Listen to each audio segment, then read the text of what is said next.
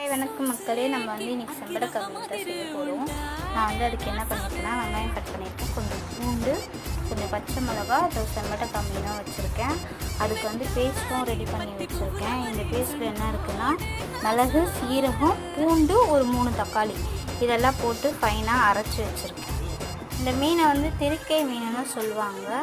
இப்போ வந்து கொஞ்சம் தேவையான அளவு வந்து கொஞ்சம் எண்ணெய் விட்டுருக்கேன். எண்ணெய், கடுகு, வெந்தயம் போட்டு பூண்டு கட் பண்ணி வதக்கிட்டு கொஞ்சம் பச்சை மிளகாவும் போட்டு இப்போ வெங்காயத்தையும் ஆட் பண்ணி வதக்கிட்டு இருக்கேன். தக்காளி, வெங்காயம் எல்லாம் போட்டு நல்லா இப்போதைக்கு வதக்கிட்டேன். வதக்கிட்ட பிறகு இங்கே பாருங்கள், இந்த அரைச்சி வச்சுருக்க பேஸ்ட்டையும் ஆட் பண்ண போகிறேன். மசாலாலாம் ஆட் பண்ணி குழம்பு நல்லா கொதி பதத்துக்கு வந்துட்டுருக்கு. இப்போ நல்லா குழம்பு கொதிச்சதும் நம்ம மீனை போட்டு இறக்கிட வேண்டியதான். குழம்பு நல்லா கொதிச்சிடும். கொத்தமல்லி போட்டு மீனையும் போட்டுட்டேன். மீன் நல்லா